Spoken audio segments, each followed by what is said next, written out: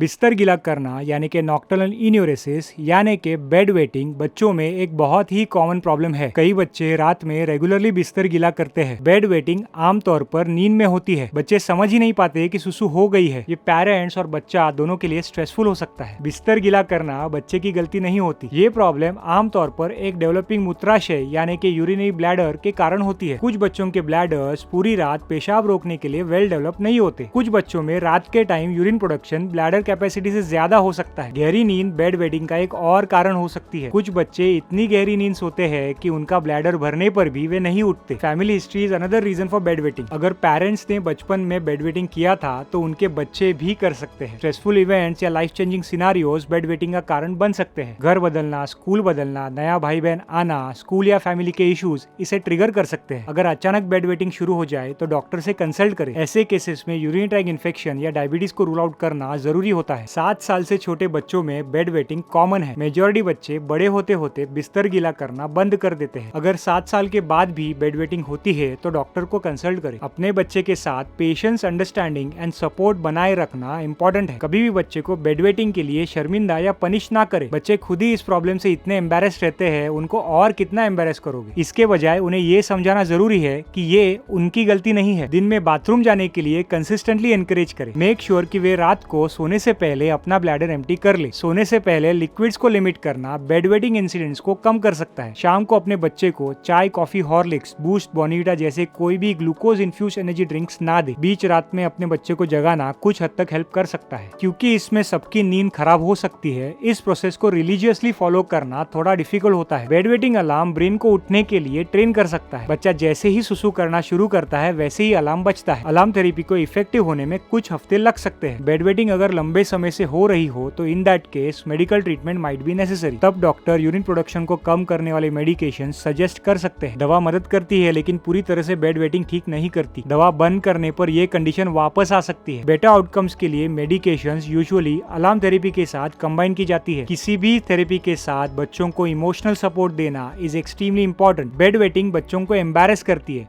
वे निराश होते हैं, डिप्रेस होते हैं। ये क्यों और उनके साथ ही क्यों हो रहा है, इस क्वेश्चन से वे कंफ्यूज रहते हैं। बेड वेटिंग के डर से वे फैमिली आउटिंग्स और कैंपिंग्स को भी टालने की कोशिश करते हैं। अपने बच्चे के साथ इस मुद्दे पर खुलकर बात करें। उन्हें समझाइए, रीअश्योर करिए कि बेड वेटिंग एक कॉमन प्रॉब्लम है, वो उसके लिए जिम्मेदार नहीं है। Tell them it's not a big deal and don't create a fuss about it. Dry nights के लिए प्रशंसा करे but stay positive for the wet ones. Difficult times में उन्हें सपोर्ट और एनकरेजमेंट दे। बेड वेटिंग को एक टेम्परेरी फेज या पीरियड जैसा समझे जिसे बच्चे नेचुरली आउटग्रो करते हैं। ये फेज फ्रस्ट्रेटिंग हो सकता है लेकिन इसे केयरफुली हैंडल करना इंपॉर्टेंट है। अगर मैटर ज्यादा कंसर्निंग हो तो अपने डॉक्टर से एडवाइस ले। Doctor medical issues rule out करने के साथ आपके बच्चे के लिए best possible treatment options discuss कर सकते हैं। बेड वेटिंग एक चैलेंज है जो पेशेंस और राइट सपोर्ट के साथ संभाला जा सकता है। With that said guys, we end this video. If you have any questions और डाउट्स प्लीज कमेंट बिलो।